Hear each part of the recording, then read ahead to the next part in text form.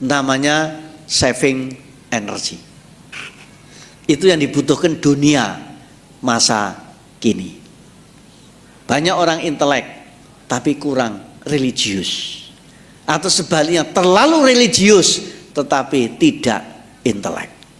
Nah, Sang Buddha adalah manusia yang intelek, religius, punya otak.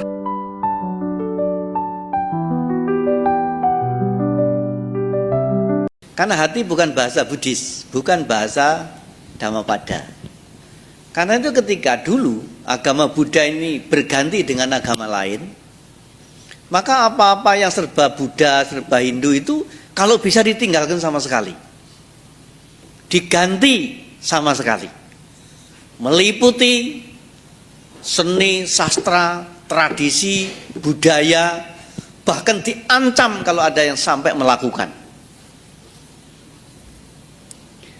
Akan tetapi oleh karena agama Buddha ini sudah pernah menjadi agama raja, agama rakyat, agama negara selama 17 abad, dari 200 tahun sebelum Masehi sampai dengan abad ke-15 Masehi, berarti 17 abad, 1700 tahun, itu berapa generasi? Maka ajaran tidak bisa serta-merta ditinggalkan begitu saja. Tetapi secara politik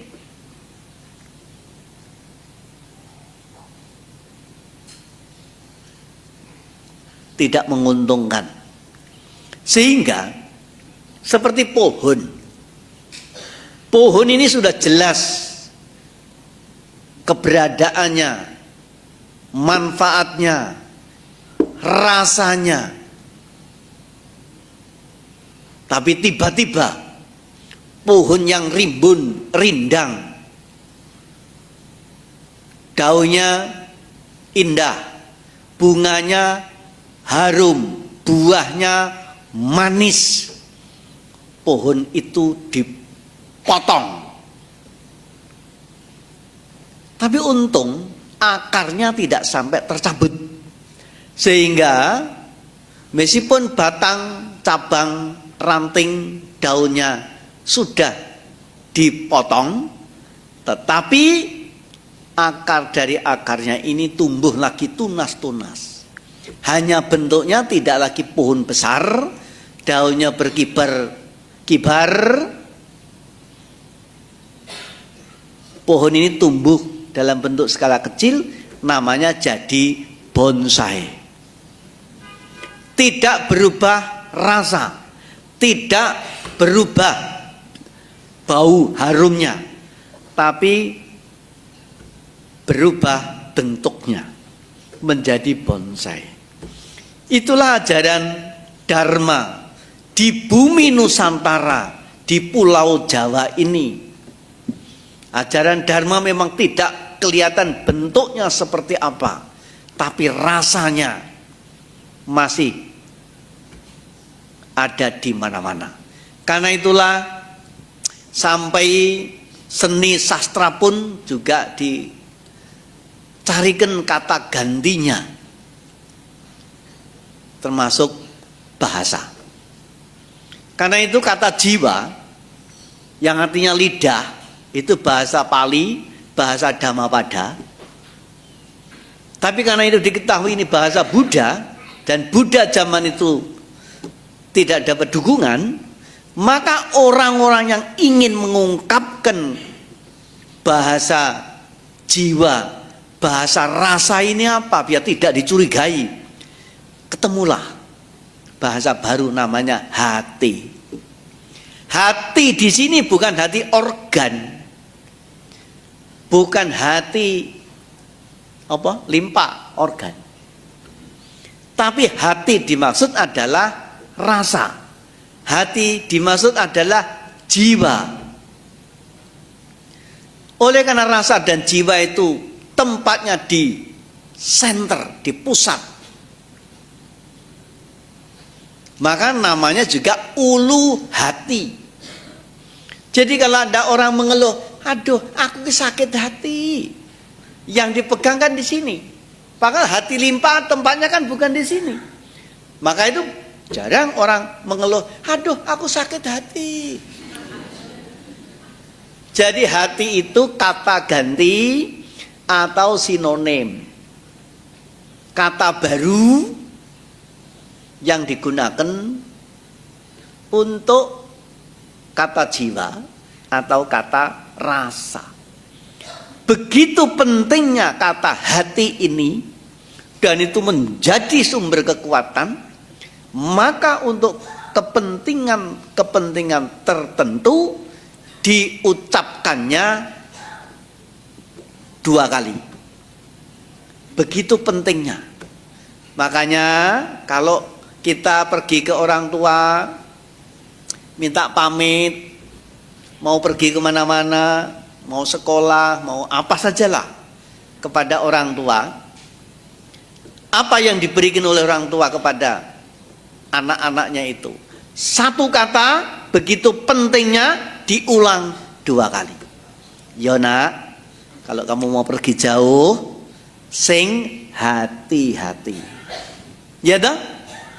Meskipun yang diminta itu sebenarnya angpau, tapi yang diberikan dulu adalah 1 kata diulang 2 kali. Ya nak, sing hati-hati. Kenapa kok nggak sing kuping-kuping, nggak sing irung-irung, kok hati? Karena hati di sini beda dengan hati kuping daun telinga ini. Itu hati rasa. Kembali dengan memberi 1 kata hati-hati ini, hubungannya apa? Dengan duit. Karena kalau kemana-mana kita hidup dengan hati dan hati-hati, sehingga kita menjadi makhluk perasa, bisa olah rasa kepada orang lain, sehingga apapun yang kita sajikan kepada orang lain mendapat trust, mendapat kepercayaan, diterima oleh banyak orang. Maka dari situ kita dengan mudah bisa mendapatkan keuangan. Oleh karena itu orang tua-tua dulu kalau pesen pada anak-anak, nak ingat ya, kamu pergi kemana-mana sing hati-hati, biar dapat kepercayaan. Kepercayaan itu adalah uang, maka pakainya harus hemat. Sebab kalau hidup sudah kehilangan kepercayaan, hidup tidak lagi bisa dipercaya, hidup tidak punya harapan. Kerusuhan Jakarta 98, banyak orang yang tokonya dibakar habis, tidak punya apa-apa lagi. Tapi kenapa bisa bangkit? Kenapa bisa bangun? Kenapa bisa buka toko lagi? Karena relasi-relasi, langganan-langganan, kawan-kawan yang masih punya kekuatan, dengan kepercayaan kepada sahabatnya ini, dia kembali memberi modal. Dah, tak modali, kamu kembalikan kapan kalau sudah punya kelebihan. Dari mana itu? Dari kepercayaan. Tapi kalau sudah nggak pernah dipercaya, nggak bisa dipercaya, siapa yang masih mau memberi pinjaman modal? Nah itulah mas, jadi kata hati itu sebetulnya kata ganti dari kata jiwa atau kata rasa. Orang yang berhati-hati pasti punya rasa. Orang yang tidak berhati-hati adalah orang yang sudah tanpa rasa. Terima kasih. Terima kasih Pak Kiai. Ya. Jangan tepuk tangan saja lah. Izin membacakan pertanyaan satu lagi Bante, ini pertanyaan terakhir ya. Selamat siang Bante, Namo Buddhaya. Izin bertanya Bante, bagaimana tips dan trik dari Bante untuk kita menjaga jiwa dan pikiran kita dari orang-orang yang mencela, berkata kasar kepada kita? Terima kasih Bante. Ya, maka dari itu di dalam pesan Dharma kita mengenal satu kata Sabha papasa akarana, kusalasu pasam padang, sacita pariyodapanang, etang Buddha nak sasanang. Sabah papasa akaranang sering diterjemahkan janganlah berbuat jahat. Itu bukan terjemahan yang benar.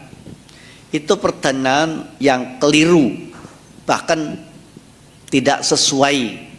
Karena sabah papasa akaranang itu kalau diterjemahkan kata demi kata, artinya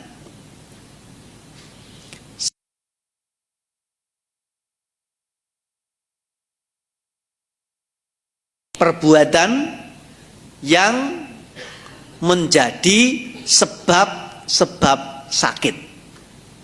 Itu arti resminya. Sabah itu semua.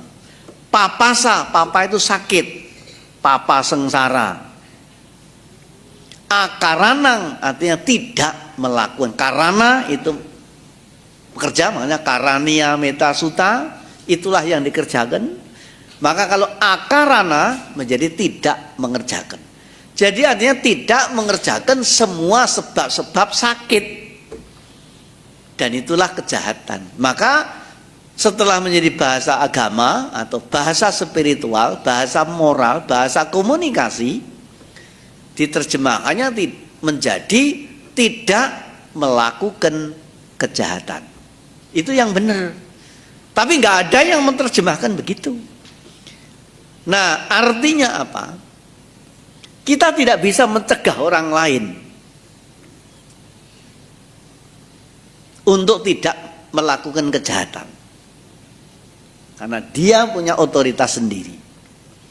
Siapa yang mungkin bisa kita cegah adalah diri kita sendiri. Maka terjemahannya bukan jangan berbuat jahat, tapi tidak melakukan perbuatan jahat. Itu yang benar. Jadi bagaimana kalau ada orang jahat kepada kita? Ya itu urusannya dia.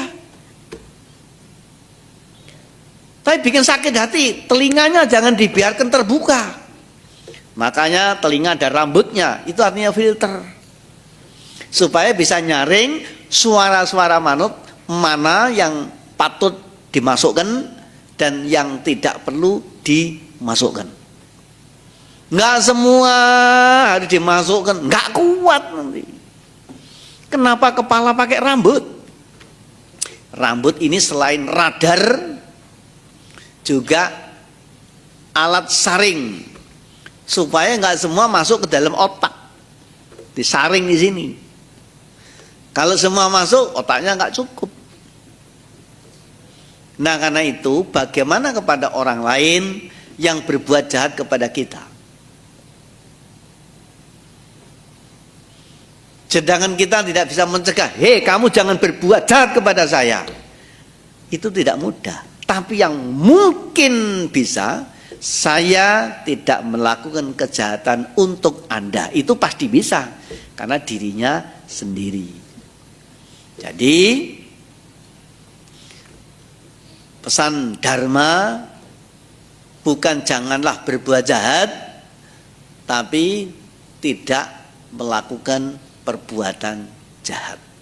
Karena apapun yang disampaikan oleh Sang Buddha itu bentuknya bukan perintah, bukan larangan, tetapi pernyataan.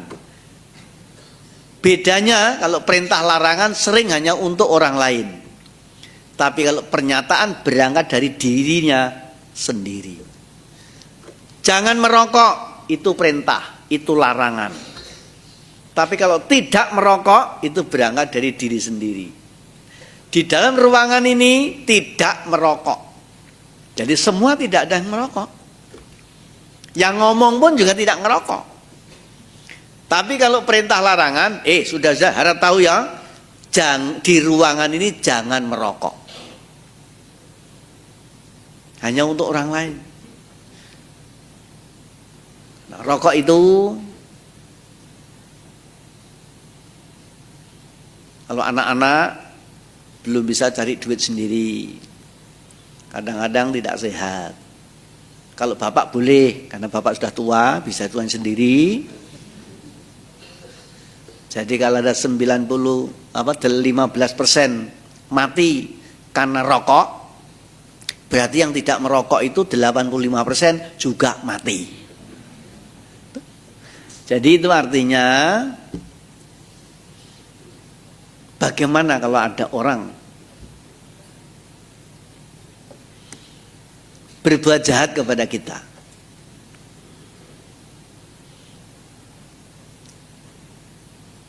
Begitu kita membalas kejahatan, kita akan membuat kejahatan baru. Maka ada beberapa nasihat dari yang ringan sampai yang tingkat berat. Kalau yang ringan gampang diucapkan tapi sulit dilakukan adalah biarlah anjing menggonggong, kafilah berlalu. Jadi kita seperti kafilah, orang yang melakukan perjalanan, lalu ada anjing menggonggong. Ya biarlah wong anjing bunyinya begitu, biar kafilah berlalu.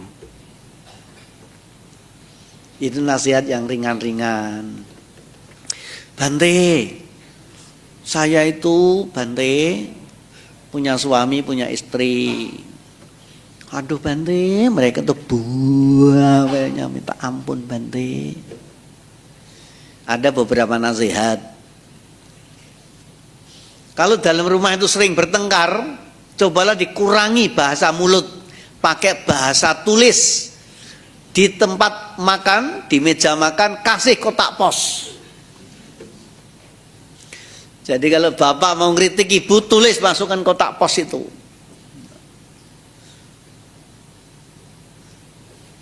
Itu agak ringan. Ada yang lebih berat. Ini betul-betul ada yang praktekkan, Bu. Begitu ibunya ini, di satu ketika dia marah-marah sama bapaknya. Wis pokoknya nuding-nuding. Tapi hebatnya bapak ini, dimarahi sama ibunya sudah habis-habisan itu, dia duduk di kursi sofa malah sambil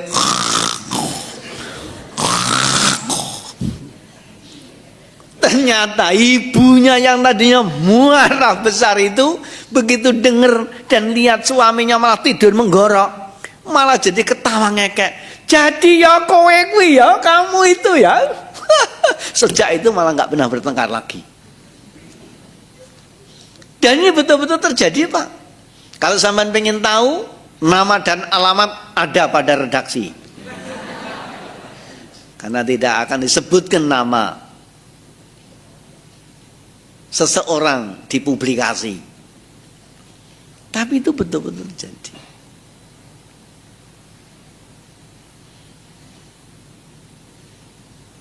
Itulah makanya Sang Buddha juga punya pengalaman. Di satu ketika Sang Buddha diundang oleh seorang Brahmana, mengundang makan siang di rumahnya, di rumah Brahmana. Tapi ternyata Sang Brahmana itu menyimpan maksud lain. Setelah setelah Sang Buddha datang ke rumahnya, undangannya dijamu makan, makanan sudah disediakan. Sang Buddha juga sudah menghadiri sesuai dengan undangannya. Akan tetapi Brahmana ini ternyata punya maksud lain, yaitu maksud tidak baik. Begitu Sang Buddha datang, dipersilahkan masuk. Sang Buddha silahkan masuk. Sang Buddha masuk, dipersilahkan duduk di tempat yang sudah disediakan makanan. Begitu Sang Buddha duduk, tuan rumah, maaf Sang Buddha, tolong Sang Buddha keluar sebentar. Sang Buddha pun keluar. Sampai di luar, diundang lagi, Sang Buddha silahkan masuk. Sampai di dalam, disuruh keluar lagi. Jadi keluar masuk sampai dengan beberapa kali.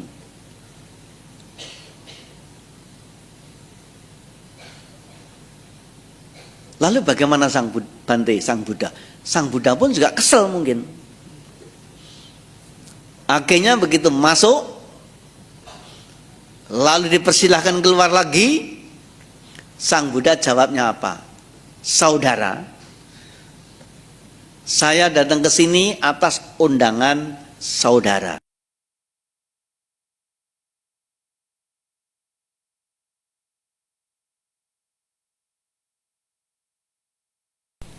bagaimana kalau ada tuan rumah mengundang tamu untuk dipersilahkan makan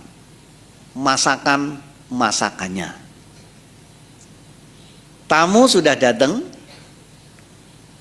tapi ternyata tamu itu tidak berkenan makan. Boro-boro makan, menyentuh, mencicipi saja tidak. Lalu bagaimana bagi tuan rumah? Wah, kebetulan. Jadi kalau ngundang tamu, disuruh makan, sudah disediakan makanan, tapi ternyata tamunya tidak berkenan makan, tidak mencicipi, juga tidak mengambil. Tuan rumahnya senang, kebetulan. Jawabnya begitu. Lalu Sang Buddha juga, baiklah, sama dengan kejadian yang sekarang. Saya datang ke sini, memenuhi undangan saudara untuk menerima makanan. Tapi makanan yang semua Anda berikan itu saya tidak terima, saya tidak menyentuh, saya tidak makan, saya tidak mencicipi. Ya silakan, makanan-makanan ini dimakan sendiri dan Sang Buddha pergi. Jadi kalau bisa seperti itu, kita tidak terganggu kok. Jadi bukan orang itu mengganggu kita, kita saja yang sok kepo merasa terganggu. Karena itu dah otoritas diri kita sendiri ini 1000% di tangan kita sendiri. Maka secara dharma tentang sesuatu itu bukan berdasarkan bisa atau tidak bisa, boleh atau tidak boleh, tetapi mau atau tidak mau. Kalau sendiri tidak mau, ya mau apa? Tapi kalau sendiri mau, semuanya menjadi bisa, semuanya menjadi boleh. Maka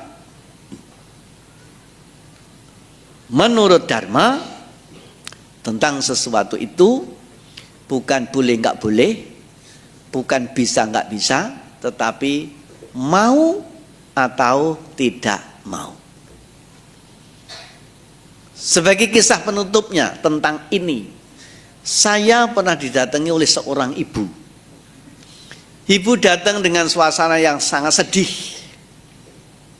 Setelah bertemu berita, Bante, saya mohon Bante membuat pelimpahan jasa. Dibacakan parita. Sampean ngerti tak pelimpahan jasa? Ya, saya baik Bu.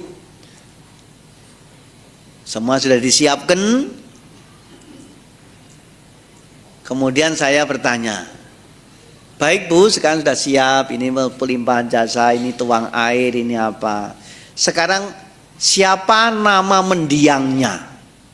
Kan begitu, uang pelimpahan jasa untuk yang meninggalkan dunia. Nggak tanya, ibu itu menjawab, Bante, ini pelimpahan jasa untuk kucing saya.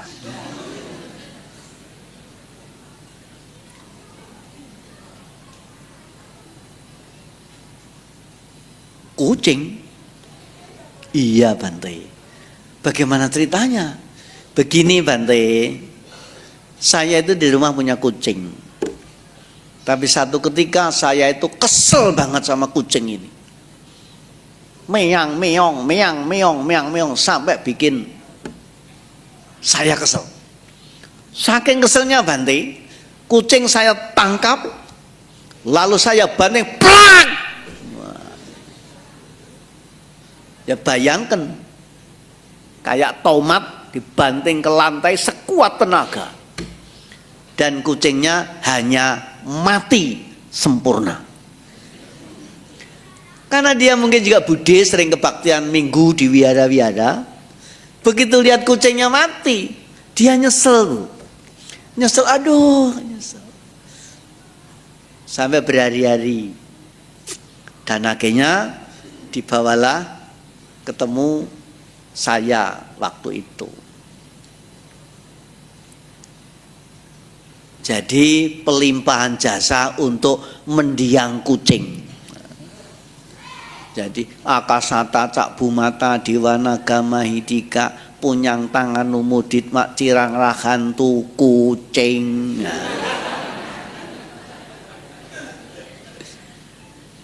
Apa cerita ini yang menarik? Ibu ini jengkel, marah pada kucing yang meong-meong. Apakah kucing itu sengaja atau dengan niat mau mengganggu ibu? Kan tidak. Hanya ibu saja yang merasa terganggu dengan yang meong-meong. Padahal kucing itu bunyinya memang meong-meong. Apakah bisa kucing? Cobalah kamu jangan meong-meong, diganti misalnya bakpao. Nah, supaya lapar-lapar gitu denger bakpao kan jadi semangat. Ya coba saja. Jadi simpulannya, ibu yang merasa terganggu atau kucing yang mengganggu. Dan ini kasus ini berlaku untuk siapa saja. Banyak orang yang menuduh kamu mengganggu saya, gara-gara kamu saya jadi begini. Nah karena itu ada pendidikan yang lebih meningkat kualitas batinia seseorang, manusia yang sudah menjadi perasa. Sekarang kalau jalan di lantai, kemudian ada kulit pisang yang jatuh di lantai, entah siapa yang membuang tidak dikenalnya. Orang yang tidak hati-hati mungkin dia bisa kepleset kulit pisang dan mungkin jatuh, bisa jadi cedera. Dia marah-marah. Siapa yang membuat kulit pisang ini? Jadi kalau jiwanya yang dangkal jadi korban kayak gitu. Tapi kalau jiwanya agak meningkat sedikit, tidak mau berkorban, tetapi juga tidak untuk melakukan, begitu tahu kulit pisang tergeletak di lantai, dia menyimpang. Selamat, tapi hanya untuk dirinya sendiri. Kalau dia jiwanya sudah meningkat, tidak hanya berpikir untuk diri sendiri, juga berpikir untuk orang lain yang baik-baik. Begitu melihat kulit pisang tergeletak di lantai, dia tanpa komentar, dia memungut kulit pisang itu, tidak perlu tahu siapa yang melemparkan, lalu kulit pisang diamankan, masuk di keranjang sampah. Diri sendiri aman, orang lain juga aman. Inilah yang dia ajarkan dan dianjurkan secara dharma.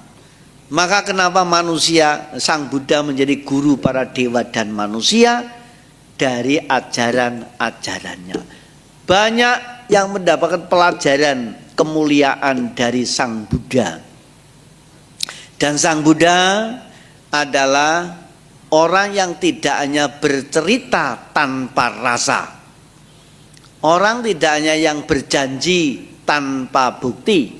Sang Buddha lah orang yang berbicara data dan fakta. Maka berguna untuk diri sendiri, berguna untuk orang lain, dan berguna untuk lingkungan.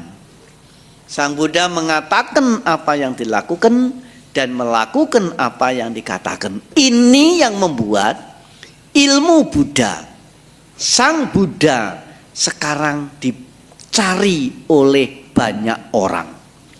Karena kita sekarang hidup pada era paling kini, yaitu hidup pada zaman data dan fakta. Apapun bahasanya, tapi bahasa saya adalah hidup pada zaman data dan fakta. Buktinya apa? Kalau anak-anak, kalau teman-teman bercerita kepada teman lainnya, aku lagi di sini. Mungkin temannya di sana butuh data. Memang kamu benar di situ. Benar. Lu nggak percaya? Coba ini, track. Nah, lu ada dong? Itu namanya berbicara data dan fakta. Sang Buddha berbicara data dan fakta. Sang Buddha mengatakan sabe, sata, bawantu, sukitata. Semoga semua makhluk berbahagia. Apa buktinya? Sang Buddha tidak melakukan pembunuhan. Dunia sekarang mengakui. Sejarah peradaban dunia tidak menemukan catatan pembunuhan makhluk hidup atas nama Buddha. Dan itulah yang membuat semua makhluk menerima Sang Buddha sebagai gurunya, menerima Sang Buddha sebagai inspirasinya, dan ketemu Sang Buddha merasa aman dirinya. Sang Buddha lah orang yang tidak melakukan pembunuhan, sama dengan apa yang dikatakan mengharapkan kebahagiaan. Nah, kembali kepada cerita tadi, bagaimana kalau ada orang berbuat jahat kepada kita? Ya cobalah kita tidak membalas dengan kejahatan. Karena yang namanya membalas itu biasanya skalanya, bobotnya, niatnya lebih besar dari apa yang diterima. Coba kalau ada anak-anak main, mungkin tadinya cuma nyablek begini atau nyubit begini. Kalau niatnya mau membalas, tadinya cuma dicubit, dia tidak puas kalau hanya mencubit. Pasti dia nyoel lebih besar. Kalau tadinya cuma dijawil, dia tidak puas, dia pasti nabok. Kalau dia ditabok, balasnya tidak puas, dia mesti harus mukul. Karena dengan balas membalas, balasannya biasanya lebih besar dari yang diterima. Itulah sebabnya juga ada pesan dari Dharma, kebencian tidak akan berakhir karena kebencian. Kebencian akan berakhir dengan tidak membenci. Api bisa padam kalau tidak lagi diberi bahan bakar. Habis. Tapi begitu dikasih bahan bakar, makin besar apinya. Karena makin banyak bahan bakarnya. Ya karena ini ilmu. Tidak cukup hanya didengar, tetapi juga diserap dan dipraktekkan. Ditangkap, diserap, dan diterap. Dan ini mas, ketika ajaran sabab apa sakarang tadi hilang, tidak didengar lagi kata aslinya,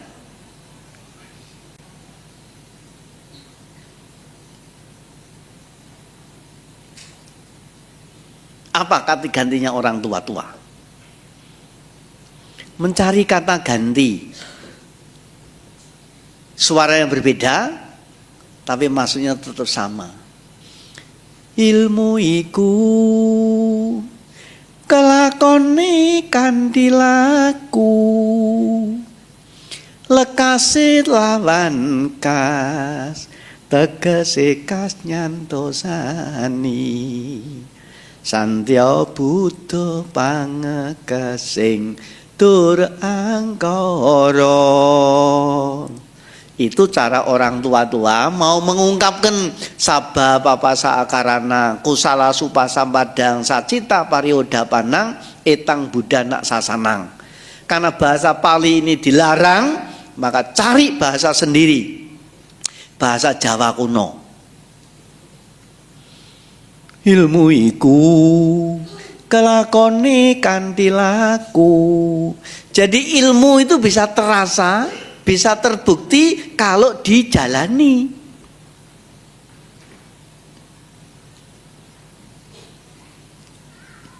Lekase lawan kas, tegese kas nyantosani. Kas itu ciri khas, bukti nyata. Jadi orang bisa percaya kalau dia mengatakan apa yang dilakukan, melakukan apa yang dikatakan, dan itulah yang menjadikan kepercayaan. Santya Buddha pangkesing dur angkara. Jadi orang yang sabar, yang jujur, santai, santui. Maka dulu ada Dharma Santi. Di dalam Buddha Jaya Manggala juga ada Santena Subhawa Citawa Munindo. Santi, santena, santui. Itu adalah bentuk dari tekun, teliti, telaten, namanya sabar. Dan sabar itulah santai atau santi. Santya Buddha, kesabaran Buddha, kesabaran Dharma, itu pangkesing dur angkara, bisa menyelesaikan bentuk kejahatan dan bisa memotong angkara murka. Banyak kata-kata Dharma, kata-kata Pali, kata-kata Buddha yang ketika dilarang diungkapkan dalam bentuk yang lain. Terima kasih. Terima kasih Bante. Baiklah, demikian sesi Dhammadesan dan juga tanya jawab bersama Yang Mulia Biku Dhammasubho Mahatera. Mohon maaf apabila ada pertanyaan yang masuk tapi belum sempat terjawab, mungkin setelah kebaktian bisa bertanya langsung kepada Bante. Bante, kami segenap pengurus dan juga umat Wihara Purita Masuka mengucapkan anumodana. Terima kasih atas Dhammadesan yang telah disampaikan Bante. Ya. Mari kita berdiri dan ini supaya yang terakhir, ini pesan dari luar ini, saya menyampaikan pesan. Pesannya apa? Mungkin ada hubungannya dengan doa dan duit. Umat Buddha ini memang rajin cari duit, tapi kadang-kadang lupa berdoa. Doa dalam agama Buddha itu apa toh? Memang dalam bahasa Dharma tidak dikenal kata doa, tapi dikenal namanya kata perenungan. Merenung itu mengulang-ulang apa yang sudah dilakukan waktu lampau, itu namanya merenung. Kalau kita membayangkan, memikirkan sesuatu yang belum dilakukan, itu namanya menghayal. Jadi merenung dengan menghayal itu beda. Nah,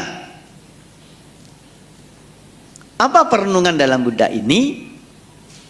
Adalah mengulang-ulang kata-kata, pesan, ajaan, anjuran dari Sang Buddha. Kata-kata Sang Buddha itu adalah suara indah. Suara indah dalam bahasa Pali itu artinya manta. Bahasa Sanskerta mantra. Dalam bahasa Jawa montro. Maka ada Japo montro. Karena itu kita membaca parita itu hanya mengulang-ulang kata-kata dari Sang Buddha. Dengan mengulang-ulang parita ini nanti akan menjadi akumulasi nutrisi yang bergizi buat jiwa. Maka kalau parita dibaca dengan baik, satu, bisa menciptakan ketenangan. Yang kedua, menciptakan kebahagiaan.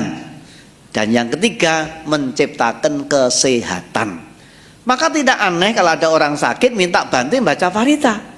Apakah Bante yang menyembuhkan? Tidak.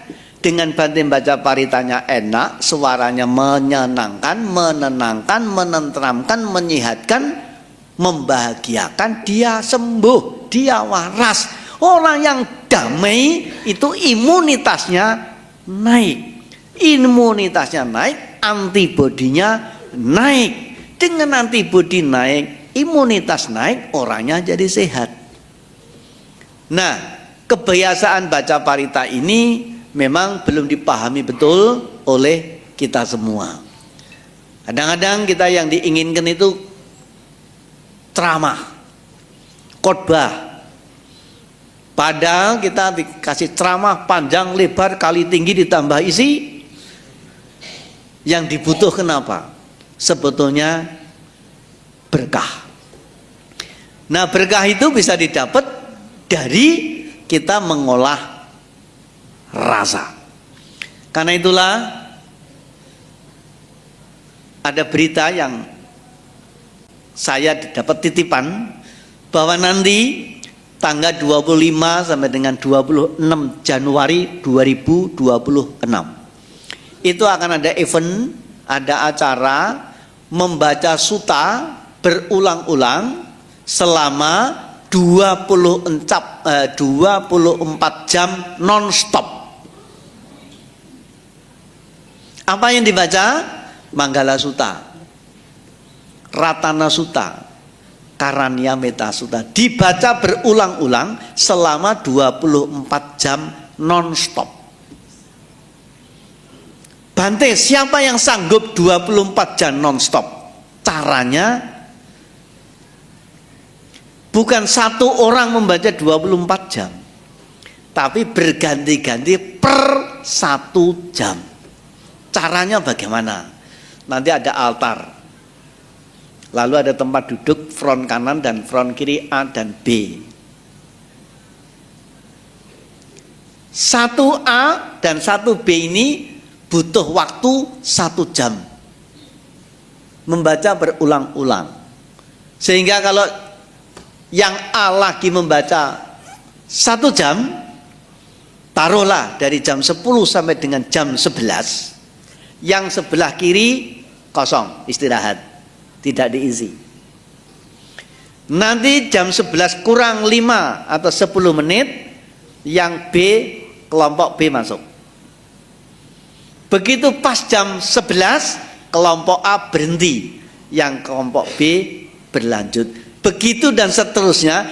Ini yang dimaksud 24 jam non-stop.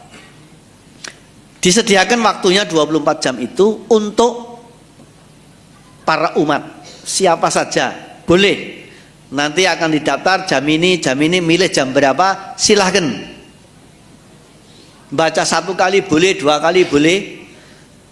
Kalau dia milih yang sebagai kelompok A atau kelompok B, memang harus utuh 1 jam. Tapi kalau yang di belakangnya boleh lebih dari 1 jam atau kurang 1 jam. Kalau misalnya mau tapien, mau sopien, ya enggak apa-apa, pergi dulu. Tetapi yang jadi master ini selama 1 jam harus penuh supaya tidak putus. Dan kapan mau dilakukan? Di Pondok Labu, tanggal 25-26 Januari 2026. Dimulai jam 9 pagi sampai besok jam 9 tanggal 26. Nanti mungkin timnya akan mengirim atau men-share namanya poster bagaimana cara melaksanakan. Ini belum biasa dilakukan di Jakarta. Tapi di luar Jakarta sudah banyak dilakukan. Ini adalah sebagai jawaban kebutuhan kita untuk vitamin D yang kedua, yaitu doa. Orang kalau kuat berdoa, kalau sukses berterima kasih. Kalau belum sukses bisa bersabar. Itulah kekuatan doa. Tapi kalau orang tanpa doa hanya mendengar ilmu, kalau sukses sombong, kalau enggak sukses frustrasi, bisa sampai bunuh diri. Karena itulah kenapa ketahanan Dharma itu hebat, karena kemampuannya memadukan antara doa dan duit, otak dan hati. Hati ini religius, otak ini intelek. Sang Buddha adalah manusia yang intelek religius. Terlalu religius sama jeleknya dengan terlalu intelek. Karena intelek hanya berdasarkan otak, religius hanya berdasarkan hati. Kalau orang terlalu baik hati tetapi tidak intelek, nanti sering menjadi kurban penipuan. Tapi kalau orang hanya intelek, tidak punya hati, nanti kerjanya cuma nipu sana sini. Karena itu terlalu intelek sama jeleknya dengan terlalu religius. Karena intelek itu artinya in masuk, telek itu tayayam. Jadi kalau terlalu intelek itu kebanyakan kemasukan tayayam. Nah, kira-kira. Nah, Bapak Ibu saudara sekalian, nanti kalau ada poster yang mungkin lewat siapa yang dapat, maksudnya untuk itu. Dan ini 24 jam. Jadi boleh satu keluarga, satu kelompok misalnya dari Wihara Dhamasuka mau ngikut jam berapa Bante? Nah, nanti ada adminnya di sana. Dan ini harus dilakukan. Dan itu adalah namanya saving energy. Itu yang dibutuhkan dunia masa kini. Banyak orang intelek tapi kurang religius. Atau sebaliknya terlalu religius tetapi tidak intelek. Nah, Sang Buddha adalah manusia yang intelek religius. Punya otak tetapi juga punya hati. Terima kasih.